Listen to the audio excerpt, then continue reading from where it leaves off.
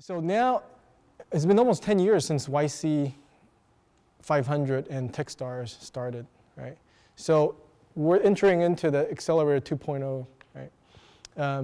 In my mind, as an active investor, I'm beginning to look at where you graduated from as an important indicator of your success, right? I mean, who you are is more important than anything else, but where you come through is a first indicator, right? So I'm of the view that you could either go through a,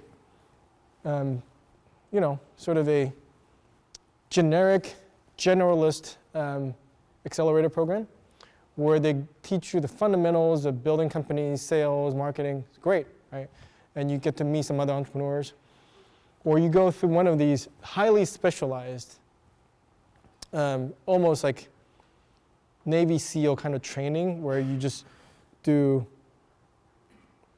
a few things well and they have all the deep Rolodex in the area, and then you sit next to a guy who is going after the same customer base, same user base, and you help each other out. So the data is still pretty early, but as an investor, I'm looking at this model on the right.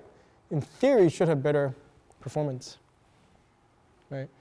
So that's really the beginning of these vertical accelerators. They focus on one area. So Boost does VR and blockchain, right? Highway 1 does hardware. Rock Health does health-related company. Alchemist, enterprise software, right? So that's one of the reasons why we have actually a model of developing vertical accelerators here, right? We have fintech, and now we're going to education technology. So we really have started from the upstream venture investing, noticing there's a trend. There's an increasing number of investment opportunities, many more startups coming. How do we effectively filter out and find the best investment opportunities? We got to have some sort of mechanism, almost a farm system. So that's why the accelerator model makes sense for us. I want to switch gear and talk about specifically this education vertical, why it's interesting. So I asked earlier if you are familiar with the term consumerization. So in very short forms, basically, we're all consumers here, right? Each one of us is a consumer. Our behavior actually affects the industry we are in touch with, right? So for instance, if I work at Coca-Cola, right, I'm actually consumerizing what happens within Coca-Cola. I might bring my phone to work. I might want to use Dropbox as my cloud storage. I might use Airbnb as my choice of travel. I use Uber instead of taxi. These are things that I'm actually affecting the enterprise, right? And this phenomenon was first noticed in Dropbox, actually.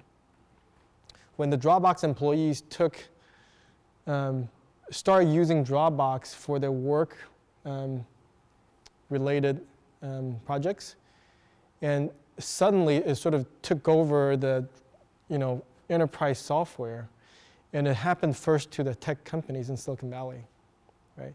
So historically, IT guys were pretty resistant in letting you take your tool to work, but there were so many people use Dropbox, they sort of surrounded the IT people, so they are sort of getting held by hostage by their employees using Dropbox. They have no choice but to sign an enterprise license. Along came Box, which is a DFJ investment. They sort of improve upon that, and they have an even more secure version that the employees took to the company, and the company IT actually signed off on it. So that's why it has done really well, because of the enterprise aspect of the sales, right? So this is just the beginning of the consumerization, right? Consumers like you and I taking our own tools to work, right? This happened first in Silicon Valley. It then happened in the industrial sectors. You see these workers, the field workers start using iPhones. Suddenly the enterprise productivity tools are now part of the company software suite. Then it happened to financial technologies.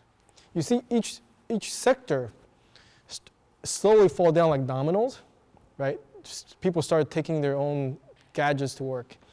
So my prediction is next one is education. Right? Education is a vertical. We as consumers will bring these